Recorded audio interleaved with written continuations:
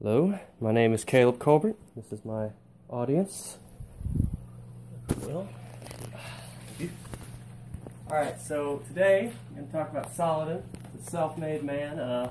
Those of you who aren't aware, Saladin is the most famous Islamic leader in the West.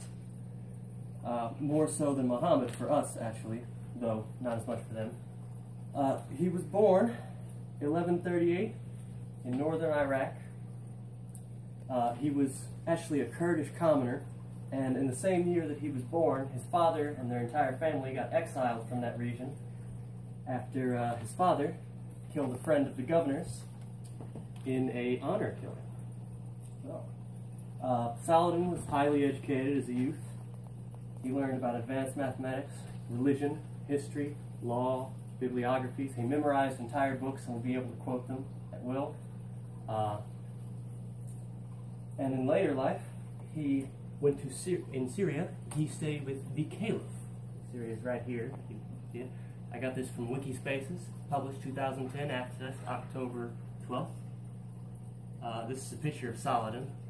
It was put on Wikipedia at 2015, the 7th of October. At least that was when the article was last updated. Accessed on the 12th of October. Okay, so in later life, after his studying, he led a lot of units for the Syrians. He eventually conquered Egypt and was named Vizier of Egypt. He captured a lot of Crusader castles by convincing Crusader forces that he was in one place when he was actually in another, and would take lightly garrisoned towns and deny them to the armies. He established loyalty amongst his peers through assassination, which actually, because he spared their children for the time period, was considered to be quite merciful. It actually earned him the nickname Saladin the Merciful. As we go on, you'll see that his peers were not as merciful. He also conquered Yemen.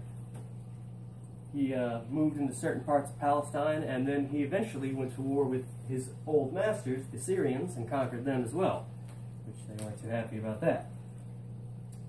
He survived 2 different assassination attempts, one involving 13 men, and another, he fought off a man armed with a knife with his bare hands. After this, he actually went to war with a society of assassins, and that is the basis of the game Assassin's Creed that has become a pretty popular game. We have here a picture of Crusader forces surrendering Saladin. I got this from Madam Pickwick Art Blog, 2010. And then here, I actually got this one from the Conservative Treehouse, published 2014. It's kind of funny there, Conservative Treehouse, but they had it, so.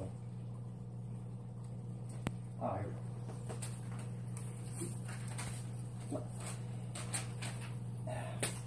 we go. He conquered Mesopotamia, his homeland, and afterward he lowered taxes there and said, and I quote, "The most miserable rulers are those whose purses are fat and people are thin." About this time, Jerusalem was conquered by Saladin's forces, which is the big event that inspired the Third Crusade. During the Third Crusade, Richard the Lionheart captured Ark and massacred about 3,000 people, including women and children. The Battle of Arsuf, the first major clash between the two forces, in which Saladin and Richard were both present. Saladin's forces were outnumbered and defeated, but during the battle, Richard's horse was killed from underneath him, and Saladin sent 2 of his best horses to Richard's camp for it. So, the Battle of Jaffa, Crusader forces were defeated just outside of Jerusalem. This was the last major conflict in the war. It just kind of ebbed on from there until the treaty was signed.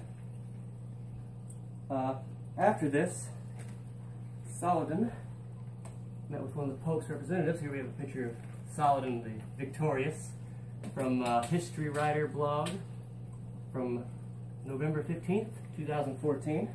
This is actually a 15th century photo of him. He died of the yellow fever in about 1193 AD, at the age of 56.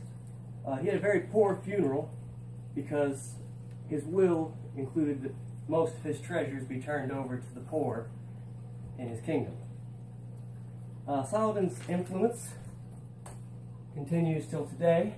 You see here from Wikipedia the Egyptian coat of arms, which is based off his eagle, and the symbol for the regional Kurdish government, which is also based off his eagle. He's mentioned in a lot of popular films and games. He's often considered the epitome of successful Islam, and he was in the Ridley Scott film as well. This has been my presentation, and hope you guys enjoyed it.